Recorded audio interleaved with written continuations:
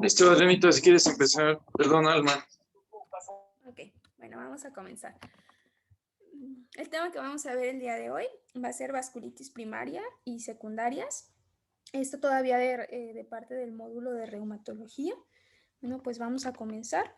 Dentro del contenido de la clase vamos a ver una introducción al tema, la clasificación de los diferentes tipos de vasculitis, la epidemiología, sobre todo asociada al adulto mayor, cuál es la fisiopatología y patogenia de las vasculitis, qué hacer ante un cuadro de vasculitis, sobre todo que se presenta de primera vez en la consulta externa de geriatría, y los diferentes tipos de vasculitis que podemos encontrar, enfocándonos, como ya lo mencionábamos, a aquellas que son más comúnmente frecuentes en el adulto mayor. Dentro de estas, las vasculitis de grandes vasos, las vasculitis de vasos de mediano calibre, las vasculitis de pequeños vasos, las vasculitis asociadas a patologías secundarias, que son más frecuentes que se pudieran presentar como abordaje de primera vez, sobre todo en el adulto mayor, pero ya estaremos hablando de eso. ¿Cuál es el abordaje diagnóstico que tenemos que hacer? Y la actividad de la enfermedad, cómo se va a valorar o cómo se va a medir de acuerdo al tratamiento que se proporciona. Bueno, ya entrando al tema, la vasculitis es un proceso anatomoclínico, y digo anatomoclínico porque van a tener características histopatológicas diferentes cada tipo de vasculitis. Debido a ello, la biopsia va a ser considerada el estándar de oro para el diagnóstico de las mismas, y clínico de acuerdo a que van a tener diferentes manifestaciones clínicas de acuerdo a los vasos asociados o afectados.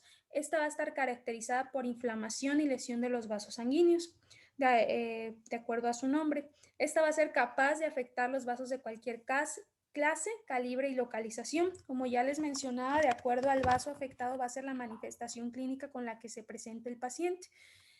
Esta inflamación y lesión de los vasos sanguíneos va a ocasionar afección de su luz, con la consecuente isquemia de los tejidos, y este espectro de enfermedades puede ser manifestación de una única enfermedad, conocidos como vasculitis primarias, o va a estar asociada a fenómenos secundarios o patologías secundarias que van a ocasionar la inflamación y la lesión de estos vasos sanguíneos. Esta puede estar circunscrita a un solo órgano o afectar de manera simultánea varios órganos y aparatos. De acuerdo a la clasificación, o hablando de la clasificación, anteriormente en el año de 1990 había una clasificación que había sido dada por el ACR o el Colegio Americano de Reumatología. Sin embargo, al momento en que se realizó esta clasificación, había muchas vasculitis que aún no eran bien definidas, por lo tanto esta clasificación no incluye ciertos tipos de vasculitis que hoy en día se conoce y está bien documentado la fisiopatología de las mismas. Un ejemplo muy claro es, por ejemplo, la poliarteritis nodosa, que no figura en el sistema de clasificación del ACR, y tampoco toma en cuenta la presencia de los anticuerpos ANCA, que actualmente se sabe que tienen una participación importante en las vasculitis, sobre todo aquellas de vasos pequeños. Por lo tanto, y debido a que esta clasificación no cumplía con las necesidades actuales de la enfermedad, en el año 2012 se hizo una conferencia que se conoce como la conferencia o el consenso de Chapel Hill, en donde realizan una nueva clasificación de los diferentes tipos de vasculitis de acuerdo al calibre del vaso afectado y de acuerdo a mecanismos fisiopatogénicos de otros tipos de vasculitis que se pueden presentar. La clasificación es la siguiente. Están las vasculitis de grandes vasos, de acuerdo al calibre del vaso afectado, y en estas pertenecen a este grupo la arteritis del Takayasu y la arteritis de células gigantes.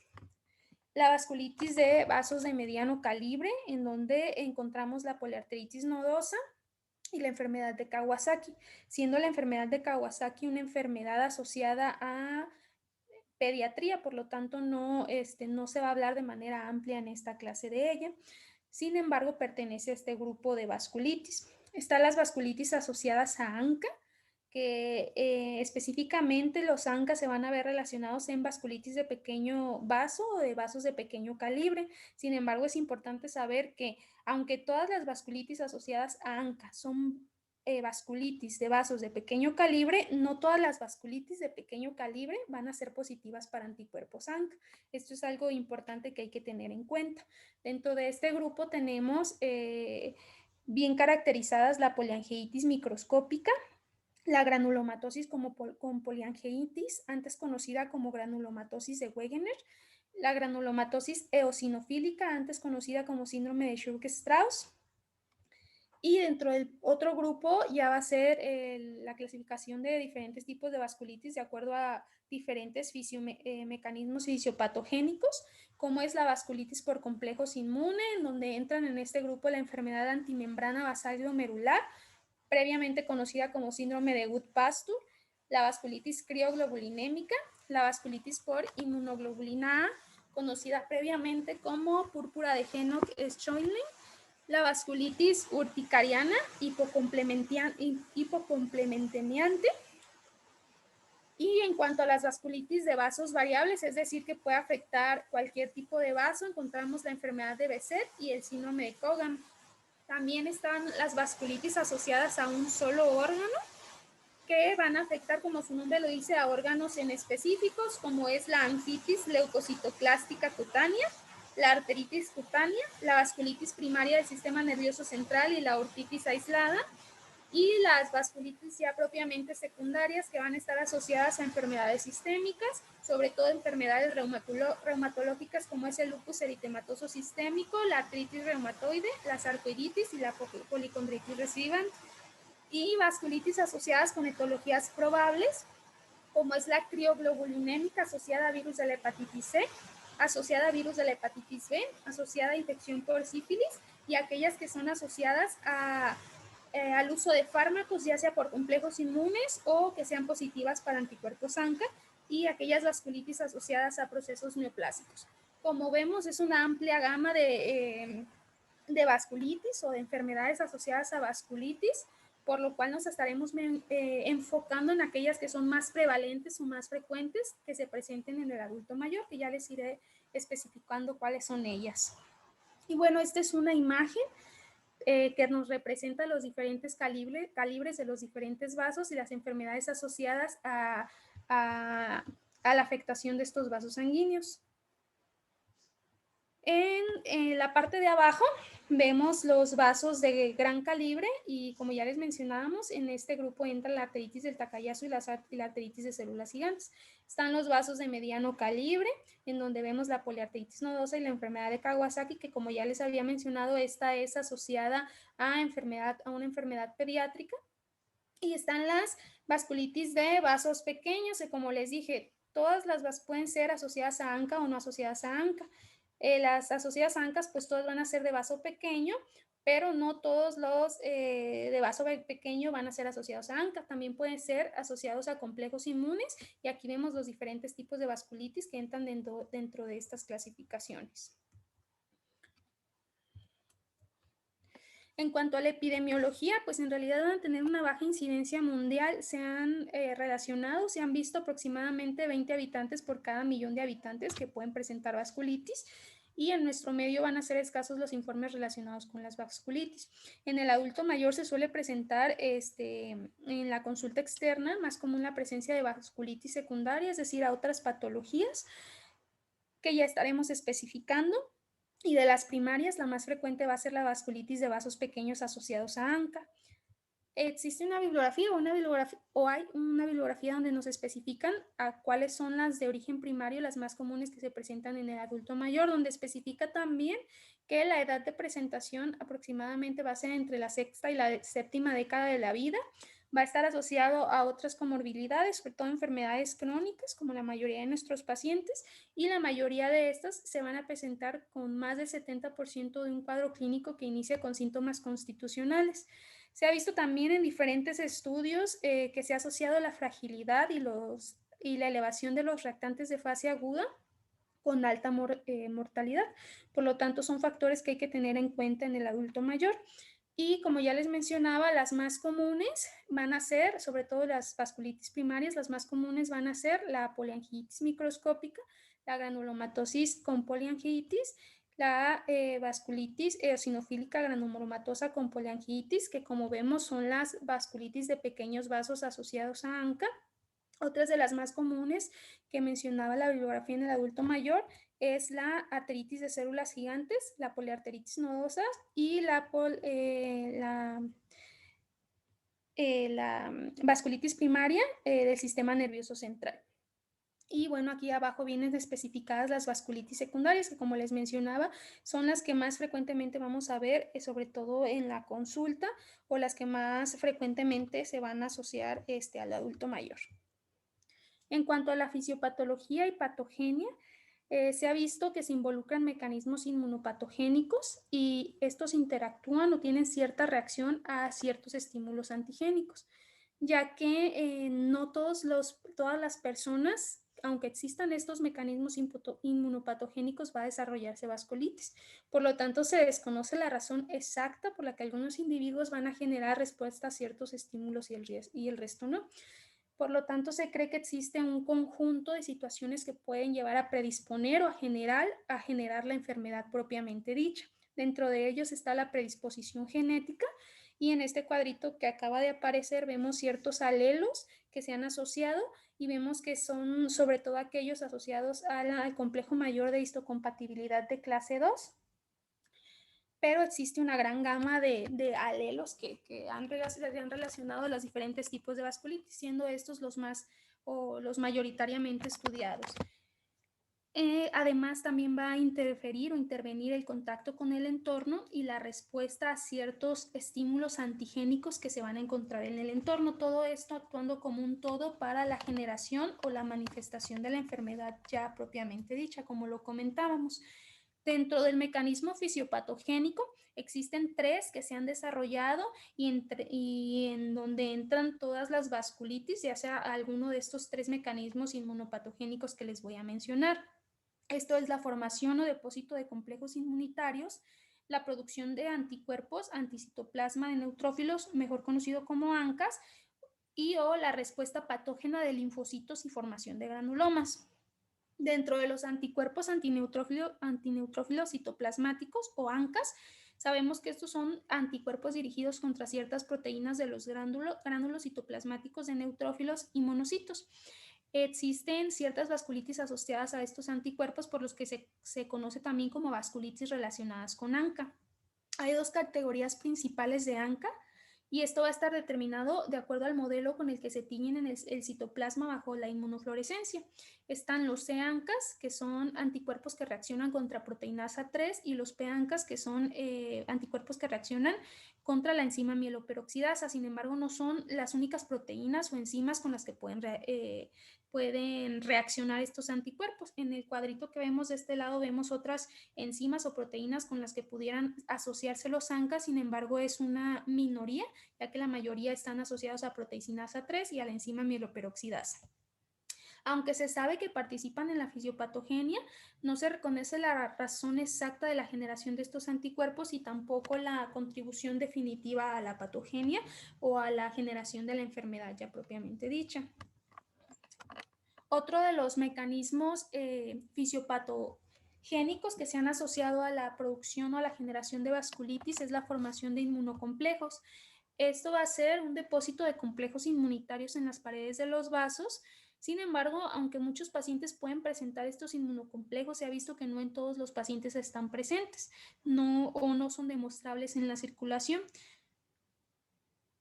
por lo que se sabe que participan en la generación de vasculitis. Sin embargo, no es una fisiopatología general para todos los tipos de vasculitis.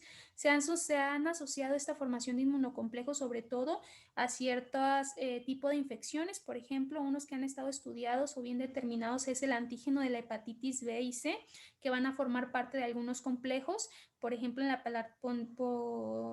la poliarteritis nodosa y en la vasculitis crioglobulinémica. ¿Cuál es el mecanismo por el cual van a generar lesión vascular? Bueno, van a producir aminas vasoactivas en las paredes de los vasos, principalmente histamina, bradicinina y leucotrienos, lo que va a llevar a la activación de factores de complemento, mayoritariamente C5, que va a generar o va a producir un efecto quimiotáctico para neutrófilos con el consecuente infiltrado, fagocitosis de estos complejos, liberación de enzimas que van a lesionar la pared vascular. Esta lesión de los vasos va a generar una disminución de la luz de los mismos vasos seguida de lesiones isquémicas. Y posteriormente vemos el otro mecanismo fisiopatogénico que se ha asociado a la presencia de vasculitis, que es la respuesta patógena de linfocitos T, donde se asocia a la presencia de hipersensibilidad retrasada y una lesión mediada por inmunidad celular. Aquí se ha visto que las células endoteliales van a expresar HLA, sobre todo el complejo de tipo 2, de clase 2, en donde va a generarse una interacción con linfocitos TCD4 con la consecuente producción o secreción de interleucina, sobre todo el factor de necrosis tumoral alfa y la interleucina 1. Esto va a llevar a la producción de inductores de moléculas como es el ELAM y el BCCAM1, que por sus siglas en inglés es que los ponemos de esa manera, pero acá en este cuadrito viene la definición de cada uno de ellos, siendo el ELAM moléculas de adhesión del leucocito al endotelio y el BCAM1 células de adhesión a paredes de vasos vasculares. Estas moléculas lo que van a generar es lesión vascular, citotoxicidad celular directa con la consecuente producción de vasculitis. Y bueno, de manera general, ¿qué hacer ante un cuadro de vasculitis en un paciente que se presenta, por ejemplo, la consulta externa de primera vez? Es importante saber que la principal manifestación clínica por la que van a buscar atención médica van a ser por la presencia de las lesiones cutáneas asociadas a vasculitis. Entonces hay que hacer una minuciosa anamnesis y una exploración física completa en estos pacientes. Como ya lo mencionábamos previamente, se va a presentar mayoritariamente con síntomas constitucionales, fiebre, pérdida de peso, artritis, mialgias, dolor abdominal, melena, entre otros. Y como vemos, pues el cuadro clínico no va a ser específico o característico de las vasculitis. Hay que interrogar sobre infecciones recientes, uso de fármacos, sobre las comorbilidades del paciente y un punto muy importante es la inspección y palpación de las lesiones cutáneas, ya que de acuerdo al tipo de lesión cutánea se puede hacer una sospecha del tipo de vasculitis o de la etiología de la vasculitis ante la cual nos estamos enfrentando. Hay que ver si es un componente cutáneo de una vasculitis sistémica estas lesiones o si son pues una vasculitis sistémica que se manifiesta únicamente o dominantemente con lesiones en la piel o es una vasculitis cutánea de un solo órgano. En esto es muy importante conocer un poco sobre las lesiones elementales de dermatología, porque como ya lo mencionaba, de acuerdo a los diferentes tipos de lesiones se puede hacer una sospecha clínica de las vasculitis a las que nos estemos enfrentando. Y bueno, hay que solicitar exámenes complementarios en donde de manera general se puede observar leucocitosis y elevación de los reactantes de fase aguda como la PCR y la BCG. Hay que solicitar o se nos recomienda solicitar un hemograma completo con diferencial, química sanguínea, los reactantes de fase aguda, pruebas de funcionamiento hepático, examen general de orina y de acuerdo a la sospecha diagnóstica van a solicitarse ciertos tipos de estudios específicos como electroforesis de proteínas, panel viral, antistreptolicinas, crioglobulinas, complemento y anticuerpos como son ANA, ANCA y factor reumatoide. Y bueno, estudios de imagen, como ya lo mencionaba, de acuerdo a la sospecha clínica que tengamos y una biopsia cutánea adecuada, que va a ser el estándar de oro para el diagnóstico de las vasculitis. Y bueno, de acuerdo a la biopsia, que como ya mencionamos es el estándar de oro, es un artículo de dermatología que nos habla que, bueno, vemos los diferentes tipos de vasos afectados, desde los de gran calibre hasta los de pequeño calibre y las características que debería de tener la biopsia o dónde se podría realizar esta biopsia. Y bueno, aunque nosotros no la vamos a realizar, es importante saber que hay que derivar a un adecuado laboratorio de patología o con un dermatopatólogo para que se haga una adecuada toma de la biopsia, ya que como lo mencionábamos, pues va a ser el estándar de oro para el diagnóstico. Y como ya les decía sobre la exploración clínica y física, es importante conocer ciertas lesiones elementales que nos van a dar una sospecha diagnóstica de acuerdo al tipo de vasculitis que esté presentando el paciente. Por ejemplo, Las lesiones que se asocian a vasculitis de vasos pequeños van a ser estas que vamos a ver en las imágenes. Por ejemplo, en la imagen A vemos que se presenta con púrpura, petequias, vesículas hemorrágicas, que se asocia mayoritariamente a vasculitis de vasos pequeños, y en la imagen B vemos lesiones confluentes y purpúricas, que también se ha visto que son de las más frecuentes que se pueden asociar a vasculitis de pequeños vasos. Entonces, estas serían las lesiones características de pacientes que llegan con una probable vasculitis de pequeños vasos.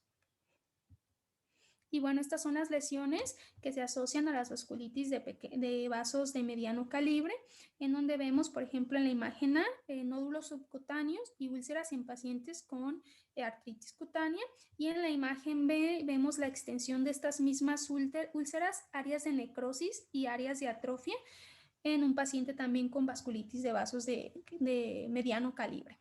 Bueno, estas son las lesiones con las que se presentaría un paciente con vasculitis de medianos vasos. Y bueno, ya entrando propiamente en la descripción de los diferentes tipos de vasculitis, comenzando con las vasculitis de grandes vasos, como les mencionaba previamente, este grupo pertenece a la artritis del Takayasu y la artritis de células gigantes, siendo la más frecuente en el adulto mayor la artritis de las células gigantes como presentación de primera vez. Sin embargo, la artritis del Takayasu, aunque no se presenta inicialmente en el adulto mayor, se toma en cuenta, ya que la diferente bibliografía menciona que como se ha mejorado en el tratamiento de las vasculitis, ya estas se presentan como enfermedades crónicas. Y aunque la arteritis del Takayasu se presenta en pacientes entre la tercera y cuarta década de la vida, en el adulto mayor se ha visto ya como una enfermedad crónica, ya diagnosticada, que se tiene que hacer el seguimiento y el tratamiento de la enfermedad. Por lo tanto, pues también es importante conocer su presentación clínica y el tratamiento, sobre todo, y la respuesta al tratamiento que se va a presentar en estos pacientes. Y bueno, ya entrando con la artritis de las células gigantes, que como ya lo mencionábamos va a ser la más frecuente de las vasculitis de vasos grandes en el adulto mayor, esta se va a extender hasta una o más ramas de la carótida, sobre todo en la arteria temporal. Sin embargo, aunque la arteria temporal va a ser la mayormente afectada, puede afectar a diferentes órganos y a diferentes vasos, sobre todo aquellos, como ya los dije, de gran calibre, como es la aorta y sus principales ramas. Esta se va a relacionar con polimialgia reumática en el 40 al 50% de los pacientes, y es exclusiva de personas mayores de 50 años de edad, de 50 a 60 años de edad aproximadamente. Es más frecuente en el sexo femenino, y en cuanto a su frecuencia es de 6.9 a 32.8 por cada 100.000 habitantes. Esta se ha vinculado o se ha asociado con HLA-DR4, que ya mencionábamos anteriormente, que son de los más comunes asociados, de los alelos más comunes asociados a la presencia de vasculitis. En cuanto a las características histopatológicas, porque ya comentábamos que es el estándar de oro en los diferentes tipos de vasculitis, bueno, se va a apreciar una panarteritis que conlleva infiltrados inflamatorios formados por células mononucleares situados en el seno de la pared vascular y acompañados con frecuencia de la formación de células gigantes. De aquí su nombre que está dado como arteritis de células gigantes.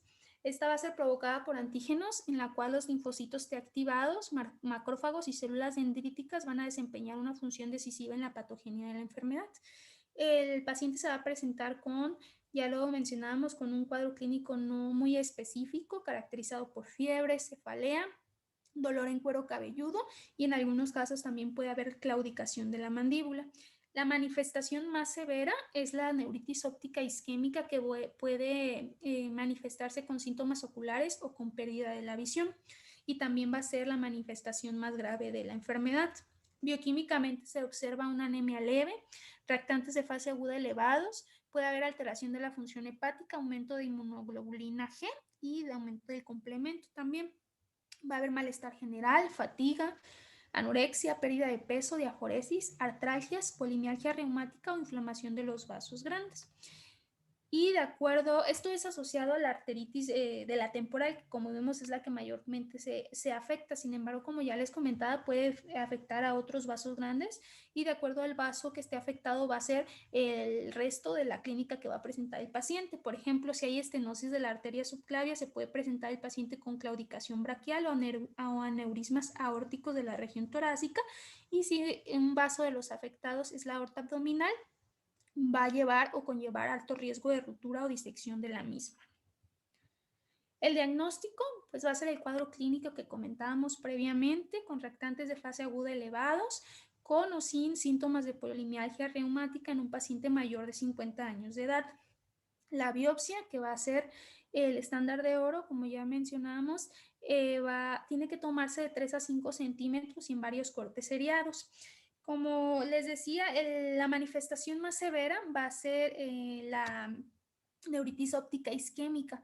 Entonces, en estos pacientes no hay que esperar a tomar la biopsia o a los resultados de la misma, hay que iniciar directamente con el tratamiento. Y un punto más muy importante es saber que incluso la biopsia puede salir positiva después de 14 días del tratamiento con glucocorticoides. Entonces, de ahí la importancia de no esperar a los resultados de la biopsia para iniciar el tratamiento, sobre todo por el riesgo de ceguera que puede presentar el paciente. Dentro de los gabinetes, se puede utilizar ecografía, sobre todo si es sospecha que la afectada sea la arteria temporal. Miren, aquí tenemos una biopsia donde vemos la disminución del calibre del vaso. De este lado un vaso normal y del lado derecho un vaso afectado con estenosis del mismo. Y bueno, lo que les decía de la ecografía, en esta imagen podemos ver de este lado cómo está el calibre de un vaso normal y cómo está estenosado el calibre de un vaso afectado. Y bueno, esto sobre todo en arteritis temporal, cuando sospechamos que esté afectado otro vaso, se puede echar uso o se puede solicitar una resonancia magnética. Aquí hay un ejemplo, este sí es también de la temporal, pero se puede utilizar si sospechamos, por ejemplo, que está afectada la aorta. En este vemos un corte axial que demuestra incremento de la señal en las partes blandas en relación con ambas arterias temporales, sobre todo del lado derecho donde se observan las flechas y con presencia de un lumen residual donde se observa la punta de la flecha. Y bueno, en estos pacientes la mortalidad se va a deber a apoplejías, a infarto, a rotura o disección de un aneurisma aórtico, porque como ya lo mencionamos, los vasos afectados van a ser los vasos de gran calibre. En cuanto al tratamiento, se recomienda glucocorticoides. Un ejemplo, por ejemplo, la prednisona a dosis de 1 miligramo sobre kilogramo sobre día, en una dosis aproximada de 40 a 60 miligramos por día por un mes, con reducción gradual de la dosis del mismo acompañado o asociado a ácido acetilsalicílico.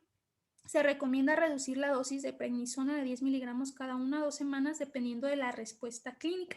Una vez que la dosis diaria sea menor a 30 miligramos, la reducción puede ser más lenta, a un ritmo de 2.5 cada 2 semanas. El progreso del paciente se va a controlar o se va a valorar sobre todo por el uso de los reactantes de fase aguda y los síntomas clínicos y el uso de ciertas escalas que ya les mencionaré más adelante que miden la actividad de la enfermedad. En caso de presencia de signos oculares, se recomienda metilprednisolona a dosis de 1000 miligramos diarios por un bolo de 3 días para proteger la vista residual. Sin embargo, aunque utilicemos o comencemos con un tratamiento adecuado, se ha visto que hasta en el 30-50% de los casos la dosis debe aumentarse de nuevo una vez que ya hayamos disminuido, a pesar de una buena respuesta inicial, porque se suelen observar recaídas. Y bueno, un metaanálisis de 3 estudios controlados aleatorizados evaluaron la eficacia del metrotexate en la arteritis de la temporal a dosis de 7.5 a 15 miligramos por semana como comedicación ahorradora de esteroides, en donde se observó una reducción en la tasa de recaída y una dosis acumulada más baja de esteroide. Por lo tanto, actualmente el metrotexate también está recomendado por el EULAR para el tratamiento de la arteritis temporal. En cuanto a la arteritis de Takayasu, como ya les mencionaba, no va a ser tan frecuente que la veamos de primera vez en el adulto mayor, pero sí en un paciente que ya tenía el diagnóstico desde joven y que principalmente está en el control de la misma. Esta va a ser una enfermedad inflamatoria estenosante de los vasos de grueso calibre también, que va a mostrar predilección por el callado aórtico y sus ramas. También, por lo tanto, se conoce como síndrome del callado aórtico. Va a ser muy poco común y va a ser más frecuente en el sexo femenino. Esta se caracteriza por ser una panarteritis con infiltrados inflamatorios por mononucleares con presencia de células gigantes. Va a haber proliferación y fibrosis de la íntima con cicatrización y vascularización de la media, así como ruptura y degeneración de la lámina elástica, lo que va a generar estrechamiento del vaso y trombosis. Bueno, así es como se vería una arteria normal y como se vería una arteria afectada por arteritis del Takayasu. Y este cuadrito habla de las arterias afectadas mayoritariamente en esta patología y el porcentaje de afectación de la misma, y de acuerdo a la arteria afectada va a ser el cuadro clínico que va a presentar el paciente, siendo mayoritariamente afectada la subclavia en un 93% de los casos, y se va a presentar como claudicación de las extremidades superiores o con fenómeno de Raynaud. Pero como vemos puede estar afectada cualquier parte del cuerpo, hasta las coronarias, aunque en menor proporción. Y bueno, este es un estudio donde vemos el estrechamiento de los vasos, y en la parte E lo que puede llevar a isquemia de los mismos, o isquemia del área afectada, precisamente por el estrechamiento de los vasos. La muerte de estos pacientes va a ser ocasionada principalmente por insuficiencia cardíaca, apoplejías, infarto del miocardio, ruptura de algún aneurisma o insuficiencia renal. Esta suele ser crónica y recurrente, y bueno, el tratamiento también va a ser a base de glucocorticoides a razón de 40 a 60 miligramos de prednisona por día, que van a reducir los síntomas. Sin embargo, actualmente se ha visto que en algunos estudios no hay mejoría o no aumentan la supervivencia, aunque sí reducen los síntomas. Y al igual que la arteritis de la temporal, se ha visto que el metrotexato en dosis de hasta 25 miligramos por semana ha producido resultados alentadores. También se puede recurrir a tratamiento quirúrgico o angioplástico en caso de que la estenosis sea muy severa. Ya entrando en las vasculitis de vasos de mediano calibre, donde veíamos que en este grupo entraba la poliarteritis nodosa y la enfermedad de Kawasaki, enfocándonos principalmente en la poliarteritis nodosa, ya que la enfermedad de Kawasaki pues va a ser una patología asociada a pediátricos. Bueno, la poliarteritis nodosa fue descrita por primera vez en 1866 por Kussmaul y Mayer, y se caracteriza por ser una vasculitis necrosante extensa, donde se observa la participación de las arterias renales y viscerales. No se extiende hasta arterias pulmonares, aunque en ocasiones afecta vasos bronquiales. Es muy poco frecuente. En la fase aguda, histopatológicamente se va a observar infiltración de neutrófilos polimorfonucleares que van a infiltrar la pared vascular, y en la fase crónica, infiltración por mononucleares con necrosis fibrinoide, que va a ser la lesión característica, que va a conseguir o va a ocasionar reducción de la luz con posterior depósito de colágeno, que va a llevar a un círculo vicioso. Cada vez que se reduzca más la luz va a haber más depósito de colágeno, y así consecutivamente, con la consecuente trombosis e infarto del área afectada. Esta es una patología que se caracteriza también por la dilatación la presencia de dilataciones aneurosmáticas de hasta 1 centímetro. Y bueno, aquí tenemos las diferentes imágenes de los estudios histopatológicos, donde vemos en la figura 1 secciones de músculo, donde destaca la arteria de pequeño calibre, donde vemos de este lado cómo se encuentra reducida la luz de la misma. Y en la figura 4 vemos una tinción con hematoxifilina, donde hay infiltrado inflamatorio transmural y necrosis fibrinoide, que, como les mencionaba, es la lesión o la característica histopatológica de esta vasculitis. Y bueno, la clínica va a presentarse con signos y síntomas inespecíficos, de igual manera de acuerdo al vaso afectado. Mayoritariamente va a haber afectación renal en un 60%, con la presencia de enfermedad renal, hipertensión e incluso enfermedad renal crónica. También va a estar afectado el sistema musculoesquelético en un 64%, con la presencia de artritis, artralgias y mialgias. El sistema nervioso periférico en un 51%, con la presencia de neuropatía periférica y mononeuritis múltiple. El aparato digestivo también puede ser afectado, con el consecuente dolor abdominal, náuseas, vómito, hemorragias, tubo digestivo, infarto, perforación intestinal, colecistitis, incluso infarto hepático, infarto pancreático. Puede haber afectación en la piel, corazón, en el sistema genitourinario y en el sistema nervioso central, en un 23%. En estos pacientes, en más del 50% de los casos se va a observar fiebre, pérdida de peso, malestar general y síntomas vagos como debilidad muscular, cefalalgia, dolor abdominal, mialgias, entre otros. Y bioquímicamente se van a observar leucocitosis con predominio de polimorfonucleares, anemia leve y reactantes de fase aguda elevados. Y en la biopsia, pues que va a ser igual el estándar de oro, se puede realizar de algún órgano afectado.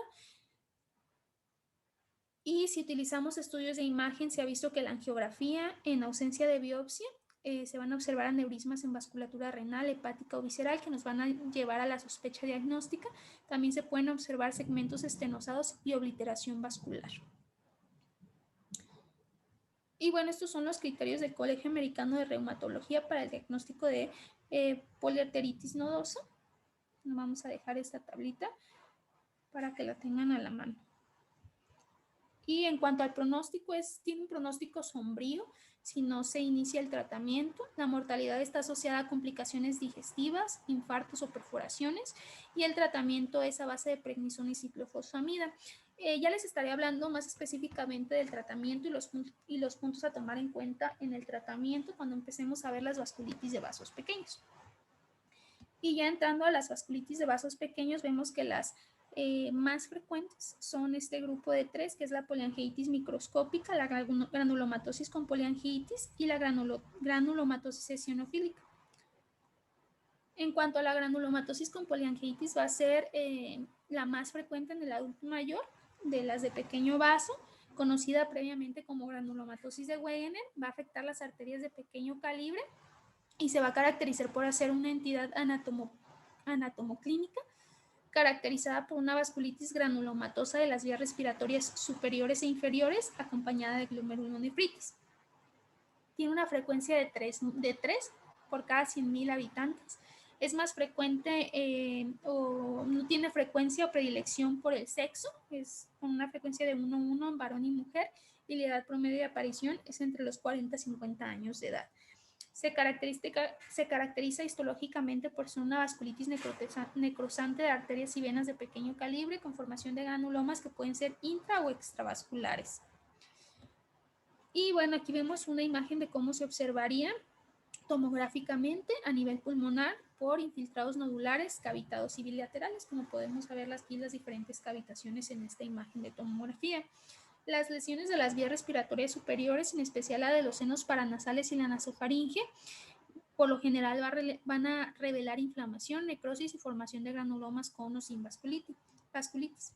Las lesiones renales van a estar caracterizadas por la presencia de glomerulonefritis local y segmentaria que pueden evolucionar a una glomerulonefritis de rápido avance con formación de semilunas.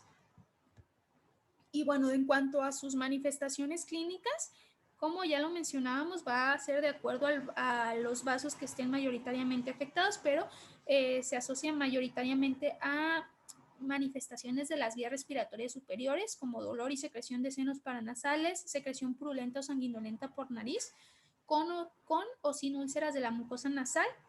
Se ha visto que se presenta deformidad en silla de montar, como podemos ver en la imagen, otitis media serosa, estenosis traqueal y estenosis traqueal subglótica. En cuanto a las manifestaciones pulmonares, se puede observar infiltrados asintomáticos, hemoptisis, disnea y dolor precordial. Puede haber también afectación ocular, caracterizado por conjuntivitis leve, dacriocistitis, epiescleritis, escleritis, esclerouveitis granulomatosa, vasculitis de los vasos ciliares y lesiones retroorbitarias ocupantes de espacio que dan lugar a proptosis. Las lesiones cutáneas pues eran las que mencionábamos previamente, caracterizadas por pápulas, vesículas, púrpura palpable, úlceras o nódulos subcutáneos, y la biopsia va a descubrir las lesiones de vasculitis, los granulomas o ambas.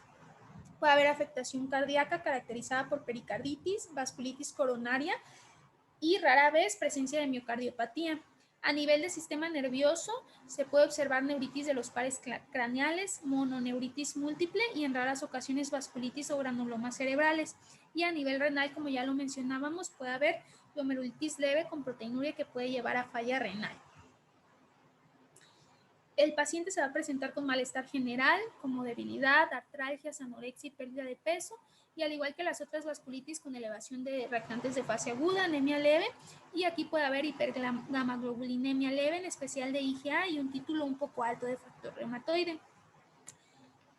Pues la biopsia, como ya mencionamos, va a ser el estándar de oro y se va a observar una vasculitis granulomatosa necrosante, que va a ser la lesión histopatológica característica de esta patología, y el mejor tejido para tomar biopsia va a ser el tejido pulmonar. También se va a observar títulos positivos de antiproteinasa 3 o asociados a ANCAS, que no van a sustituir la biopsia, simplemente va a ser orientación en cuanto al diagnóstico, porque ya vimos que estos van a ser asociados a ANCA o con ANCA positivos. Y bueno, esta es la tablita que les mencionaba donde íbamos a especificar lo del tratamiento propiamente.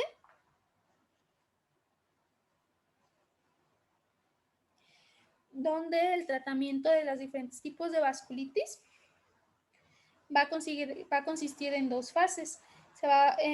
Y va a estar dado por una combinación de corticosteroides e inmunosupresores. En formas sistémicas, los corticosteroides no van a ser suficientes para lograr y mantener la remisión, por lo que se han asociado al uso de ciclofosfamida en combinación con la terapia de corticosteroides, que va a permitir remisiones prolongadas.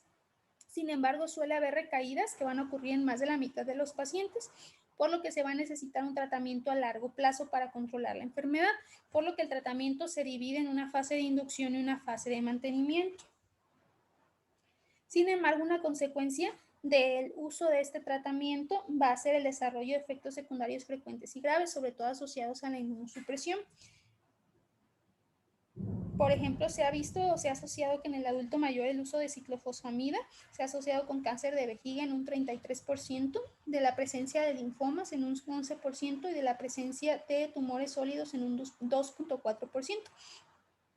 El tratamiento ya propiamente dicho consiste en una inducción inicial con el objetivo de la remisión, que la mayoría de los pacientes va a lograr en un periodo de 3 a 6 meses. Una vez logrado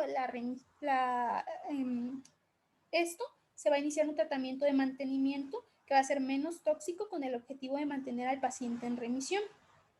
Y se recomienda por lo general inicio con corticosteroides a dosis de 1 miligramo sobre kilogramo sobre día y se puede acompañar de bolos de metilprednisolona de 1 a 3 bolos o 1 o 3 días a dosis de 15 miligramos sobre kilogramo de acuerdo a la severidad y a la presencia del cuadro clínico del paciente. Si no es tan severo la presentación clínica, únicamente se puede comenzar con dosis de corticosteroides a dosis de 1 miligramo sobre kilogramo sobre día. Y bueno, en casos más severos se asocia con ciclofosfamida, que se va a iniciar a dosis de 0.6 miligramos por metro cuadrado, que aproximadamente son una dosis estándar de 600 a 700 miligramos sobre metro cuadrado, que se da por lo general cada 3 semanas, en infusión intravenosa cada 3 semanas por un periodo de 3 hasta un máximo de 6 meses. En casos muy refractarios, se ha visto que se puede utilizar rituximab a dosis de 300 miligramos sobre metro cuadrado por 4 semanas, pero en casos en que no responden a la terapia inicial, que sería ciclofosfamida con corticosteroides. En este cuadrito vemos la meta de los corticosteroides, que va a ser 20 miligramos sobre día a los 3 meses del inicio de la terapia, 10 miligramos sobre día a los 6 meses del inicio de la terapia y 5 miligramos al día al año de haber iniciado la terapia. Para el mantenimiento se recomienda corticosteroides más rituximab a dosis de 500 miligramos por 6 y se han visto otras terapias que también pueden o se han visto que tienen efectividad, como es la satioprina a dosis de 2 miligramos sobre kilogramos sobre día o metrotexate a dosis de 0.3 miligramos sobre kilogramos por semana por un total de 18 a 24 meses, sobre todo en aquellos que tienen un cuadro clínico o una actividad de la enfermedad intensa, y en aquellos con actividad no tan intensa se recomiendan corticosteroides como terapia de mantenimiento por un periodo de 18 a 24 meses. Bueno, ese es actualmente el tratamiento que recomienda la ACR y el EULAR para las vasculitis en general, sobre todo aquellas vasculitis asociadas a ANCA. En cuanto a la polangitis microscópica, bueno, esta es una enfermedad que se va a acompañar de glomerulonefritis y capilaritis pulmonar. Va a ser muy similar a la de Wegener, sin embargo aquí va a ser ausencia de inflamación, va a haber ausencia de inflamación granulomatosa. La edad de inicio es aproximadamente a los 57 años de edad y es más comúnmente en varones. Tiene proclividad por capilares y vénulas, además de arterias de mediano y pequeño calibres. Y el cuadro clínico va a ser similar a la granulomatosis con polangitis que ya comenzábamos previamente y va a iniciar de manera gradual con fiebre, pérdida de peso y dolor musculoesquelético. En el 79% de los casos se va a asociar con glomerulonefritis, que suele ser de rápido avance, y en el 12% de los casos suele haber hemorragia alveolar. Y otras manifestaciones clínicas son las que vemos aquí listadas. No hay alteración de las vías respiratorias superiores ni nódulos pulmonares, a diferencia de la polangeitis de Wegener, que ya mencionábamos. También va a haber reactantes de fase aguda elevadas y trombocitosis con leucocitosis, y en el 75% de los pacientes aparecen ANCA y predominan los anticuerpos antimieloperoxidasa. La mortalidad en estos pacientes se va a asociar a hemorragia alveolar importante, y el tratamiento va a ser similar a la granulomatosis con polangeitis, que era el que mencionábamos previamente. En cuanto a la granulomatosis eosinofílica, antes conocida como Schurk-Strauss, se va a caracterizar por la presencia de asma, eosinofilia ística y periférica, y formación de granulomas extravasculares y vasculitis de varios órganos y sistemas. La frecuencia va a ser de 1 a 3 por cada millón de habitantes, es decir, es muy raro, y la edad promedio de aparición es a la edad de 48 años, más frecuente en mujeres. Va a haber formación de reacciones granulomatosas en los tejidos o incluso dentro de las paredes vasculares, que va a conllevar infiltración ística de eosinófilos, que es la lesión característica de esta vasculitis, y suele afectar principalmente pulmones, seguidos de piel, aparato cardiovascular, riñones, sistema nervioso periférico y aparato digestivo. El diagnóstico pues se realiza con eosinofilia, más de 1000 células en el 80% de los pacientes, reactantes de fase aguda elevados o aumento de fibrinógeno y de las globulinas alfa 2. Va a haber presencia de ANCA circulantes, casi siempre contra mieloperoxidasa. Y bueno, ya por último va a ser la vasculitis del sistema nervioso central, que es una entidad clínico-patológica rara que se va a caracterizar por vasculitis limitada a los vasos del sistema nervioso central sin más lesiones aparentes. Se caracteriza por infiltrados mononucleares con o sin formación de granulomas, y el cuadro clínico que va a presentar el paciente: cefalalgia intensa, alteraciones mentales y anomalías neurológicas focales. Se puede solicitar una resonancia magnética o una arteriografía, como vemos en esta imagen, donde va a haber estenosis de los vasos, o una lesión característica que es la de cuenta de Rosario, como podemos ver en esta imagen.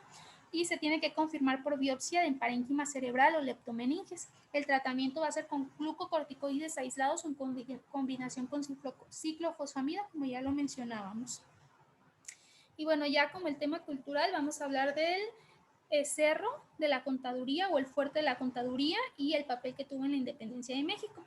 Y bueno, este cerro o este fuerte está localizado en San Blas, Nayarit, data del año de 1760, está localizado en lo más alto del Cerro de Basilio, que es como podemos observar en la imagen, y es un fuerte que se construyó ya que en estos tiempos de la independencia de México, San Blas fue considerado el puerto más importante de la Nueva España.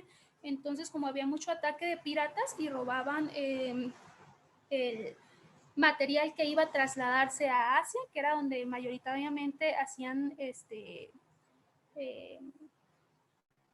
envíos, por así decirlo, mediante los barcos que se conocían como los naos de China. Entonces se veían estos atacados por los piratas, y es que deciden la realización de este fuerte, que bueno, su intención era que protegiera el puerto de los ataques por vía marítima. Bueno, así más o menos, esta es una imagen que cómo se veía el puerto en el tiempo que fue considerado como el puerto más importante de la Nueva España. Dentro de este fuerte de la Contaduría se encuentra la iglesia de Nuestra Señora del Rosario, que es un monumento histórico del año 18 y en cuyo atrio se encuentran sepultados los restos del cura José María Mercado. Lo menciono porque este va a figurar o va a tener una participación importante en la independencia de México y en la participación de la independencia a nivel de local, que fue San Blas, Nayarit. Y bueno, esta es la imagen de Nuestra Señora del Rosario, que era la que se encomendaban la mayoría de los marítimos, y venían aquí a hacer pues sus oraciones antes de salir al mar, a los navíos.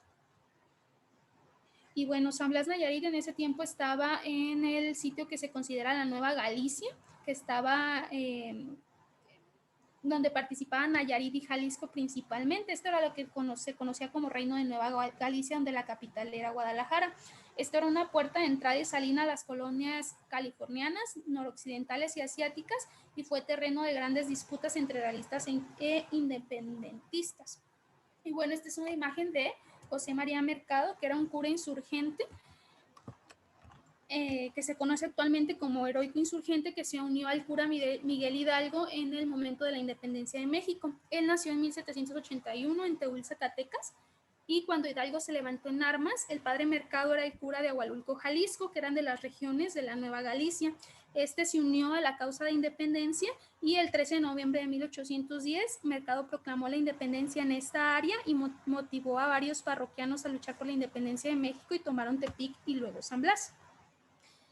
Formaron un batallón que se conoce como el Heroico Batallón de San Blas, que fue un batallón de 400 hombres comandados por el teniente coronel Felipe Santiago de Xicoténcatl, quienes la mañana del 13 de septiembre de 1847 partieron a la Ciudad de México para combatir a los invasores en el castillo de Chapultepec. Estos invasores eran dirigidos por el general Pillow. El teniente coronel y la mayoría de soldados que pertenecían al heroico batallón de San Blas combatieron con valentía hasta morir, y los pocos que sobrevivieron se integraron al batallón número 15 para regresar de nuevo a San Blas, al fuerte que se consideraba la Contaduría, o que se conoce como la Contaduría. Sin embargo, en su regreso o en su ausencia, el cura de San Blas, que se quedó en representación de José María Mercado, en ese tiempo, llamado Nicolás Santos Verdín, preparó una emboscada en el mismo fuerte de San Blas, o fuerte de San Basilio, o Contaduría, también llamado de esa manera, para que a su regreso asesinar o derrocar a José María Mercado. Entonces, a su regreso, Mercado se vio acorralado por la marinería y los antiguos guardias realistas, así que al sentirse traicionado, optó por saltar al barranco antes que lo fusilaran los enemigos de la independencia nacional. Y esta es una imagen de la Contaduría donde hay un tributo a José María Mercado como héroe de la independencia de México. Y bueno, esta es la Contaduría en San Blas, así es como se ve. Está en el Cerro de San Basilio, que es el que podemos observar aquí. Aún se encuentran ruinas y tiene una vista al puerto de San Blas, ya que se encuentra a lo alto, ya lo mencionamos en este cerro. Y así es como se ve desde el cerro el puerto de San Blas, donde vemos propiamente ya el puerto, y por la parte de atrás, bueno, el mar. Y esta es una foto de las ruinas de la iglesia, que era donde les comentaba que iban a ponerse en oraciones antes de salir a navíos los marítimos que venían a parar aquí en el puerto de San Blas. Y bueno, ya para entrar en las vasculitis secundarias, ya casi para concluir el tema, como vimos, estas son las que mayoritariamente se asocian al adulto mayor y son las que podemos ver con más frecuencias. Estas, en cuanto a la etiología, se van a asociar sobre todo a patologías reumáticas, como es artritis reumatoide, lupus, esclerosis sistémica o esclerodermia, dermatomiositis y síndrome de Sjögren.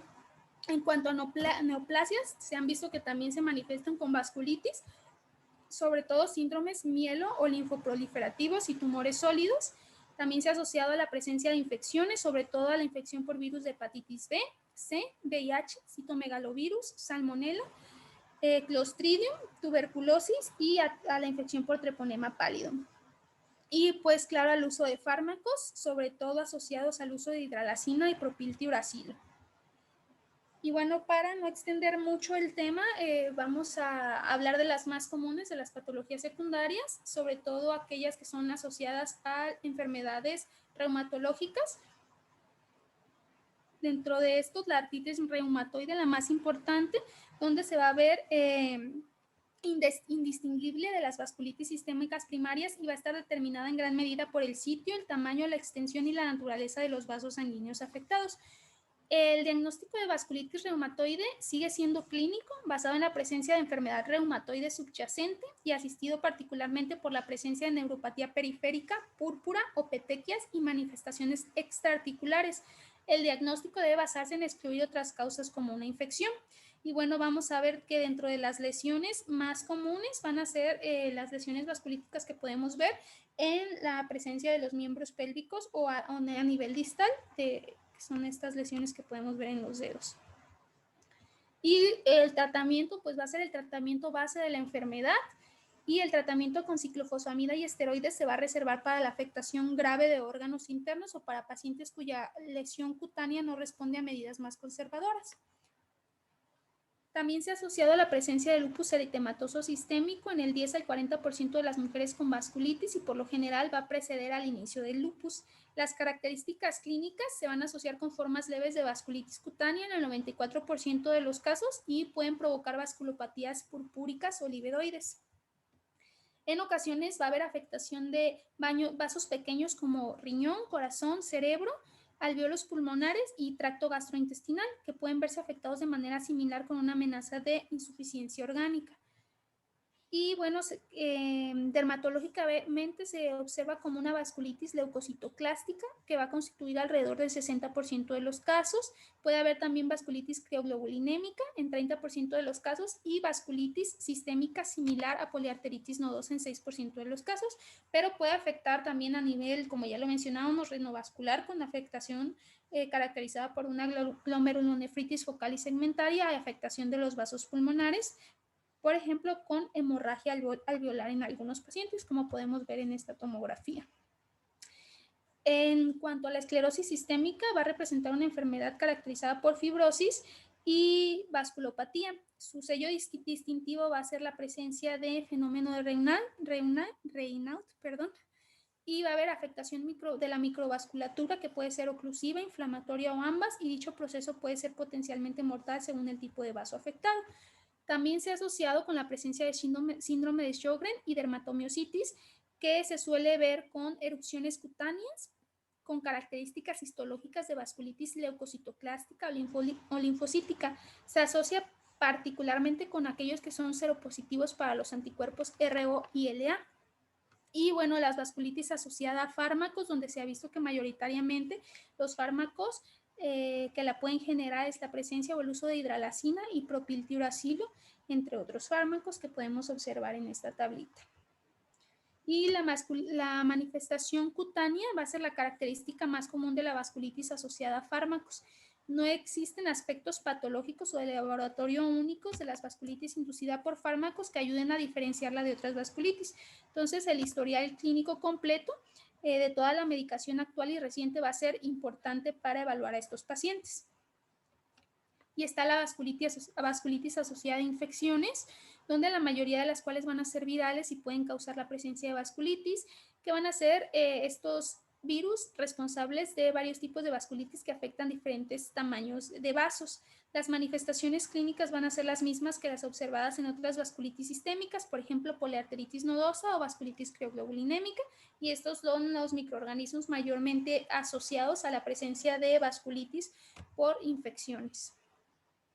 Y aquí vemos los diferentes tipos de virus y con qué tipo de vasculitis se han asociado y la terapia que se recomienda para los mismos.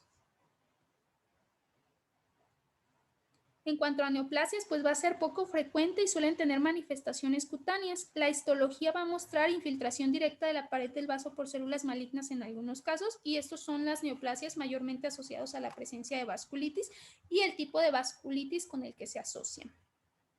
Y bueno, el manejo de las vasculitis secundarias va a ser el de la patología causante. En el caso de asociada a fármacos, pues el retiro posible de los fármacos implicados, el manejo antibiótico en caso de que sea origen infeccioso y el tratamiento neoplásico o reumatológico de la patología de base. Y bueno, se pueden utilizar dosis de ciclofosfamida y de prednisona, como ya habíamos comentado previamente. En cuanto al abordaje diagnóstico en general, bueno, hay que hacernos 5 preguntas en un paciente que llega de primera vez con sospecha de vasculitis. Si es realmente una vasculitis o una condición que podría simular la presentación de vasculitis, por lo tanto hay que hacer estudios complementarios para descartar otro tipo de patologías. ¿Cuál es el alcance de la vasculitis que presenta el paciente? Si únicamente es afectación a nivel dérmica o hay afectación de diferentes tipos de órganos, lo cual nos va a llevar a una sospecha diagnóstica. Y bueno, ¿cómo vamos a confirmar el diagnóstico de vasculitis? Como ya lo mencionábamos previamente, la biopsia es el estándar de oro para el diagnóstico de las vasculitis, pero de acuerdo al cuadro clínico que presente el paciente, podemos solicitar algún otro tipo de estudio de imagen y posteriormente, con el resultado de la biopsia, valorar qué tipo específico de vasculitis es y cuál es el tratamiento más adecuado para la misma. Y bueno, aquí vienen unas tablitas que nos hablan de los estudios de laboratorio que podemos solicitar y de los estudios de imagen que podrían ayudarnos a complementar el diagnóstico de acuerdo a la sospecha clínica que tengamos.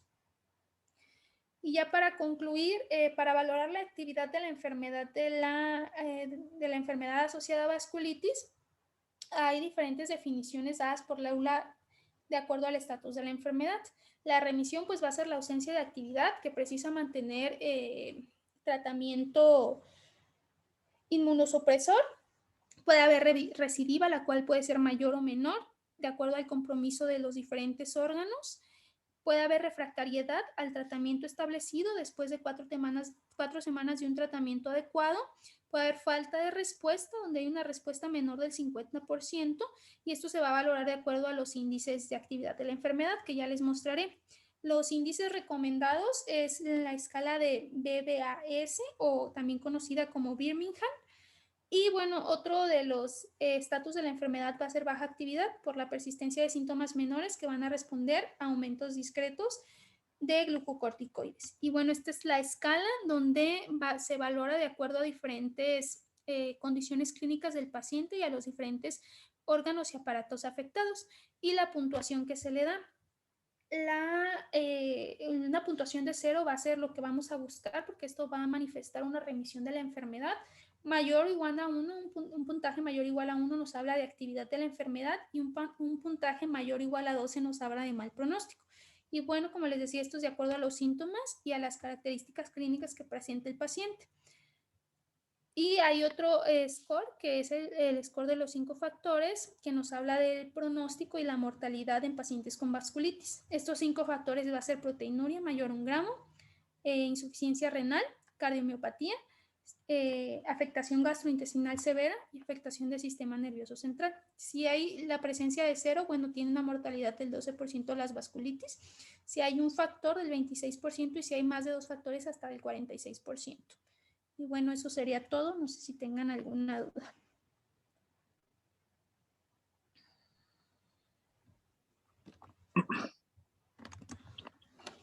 Hola.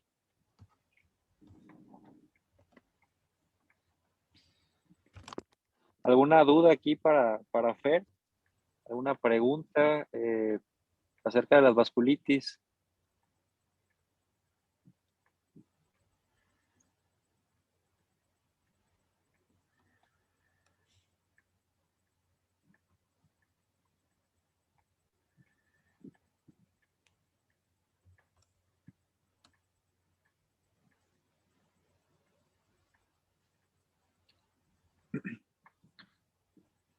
¿Alguna pregunta para Fer?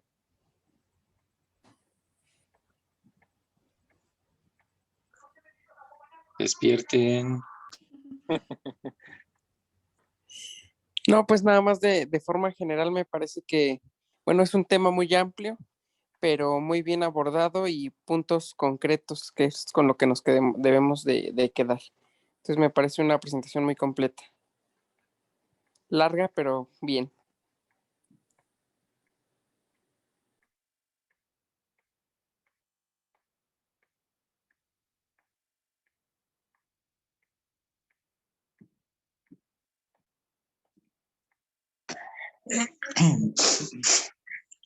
Sí, pues bueno, las vasculitis, como aquí lo comentó Fer, bueno, las primarias, la verdad, en la práctica, la verdad son muy raras, ¿no? Como bien lo comentó, las primarias, poco las vemos, pues he visto muy pocas, ¿no? Son contadas las primarias. Sin embargo, bueno, las que vemos más en el adulto mayor son las vasculitis secundarias. Yo creo que, bueno, pues a ustedes también como residentes, pues les ha tocado ver, ¿no? Las secundarias a medicamentos, ¿no? Eh, Generalmente, bueno, de los medicamentos más implicados que me ha tocado ver es el alopurinol, sobre todo con algunas vasculitis, la indometacina, ¿no? También.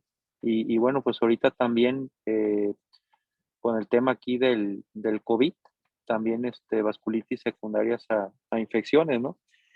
El doctor, creo que Raúl Melo, de ahí del HGR1, sí me comentó, yo creo que tenía algunos casos de vasculitis inducida por COVID. No sé si les hizo biopsia o algo así, pero no sé si a alguien le tocó verlas, ¿no? Con el doctor Raúl, pero sí, una vez platicando me decía que sí le llegaron algunos pacientitos, ¿no? Entonces, las secundarias pues son las más comunes que nos va a tocar ver, ¿no? Hay un estudio sobre las primarias, sobre todo de aquí de México. Creo que la que se encontró de las primarias más frecuentes es la de Takayasu. Eh, y bueno, creo que son pocos los estudios que hay sobre esto. Pero bueno, pues es un tema, pues también me pareció bien. Doctor Lascano.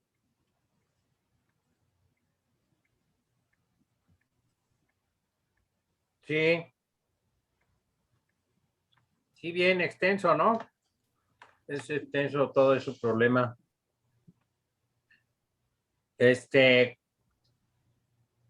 Como ante la amenaza, ustedes se esconden. Entonces, hagan parejas y traigan casos clínicos para mañana. Si la pareja no puede asistir, bueno, pues cuando menos yo al caso. ¿Está bien?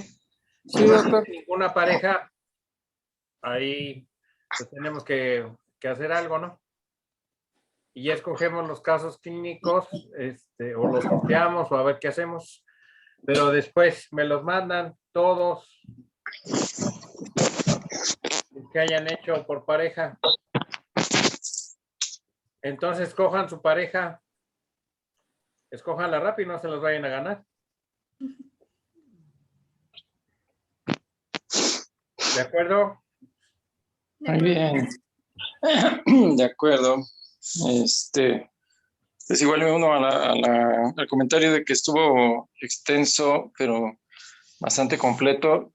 Yo creo que vale la pena que lo revisen, lo repasen, especialmente las que son de mayor frecuencia en el adulto mayor, que fue de lo que más nos habló Alma. Y pues, estimular más su participación de ustedes, ¿sale? Para que le puedan retroalimentar también a su compañera y a todos y cada uno de nosotros. Porque esto sirve de repaso para nosotros. Bueno, ya mañana platicamos. Yo creo que ya es tiempo. Vamos a descansar. Y muchas gracias a todos. Nos vemos. Buenas noches. Ay, Gracias, buenas noches. buenas noches.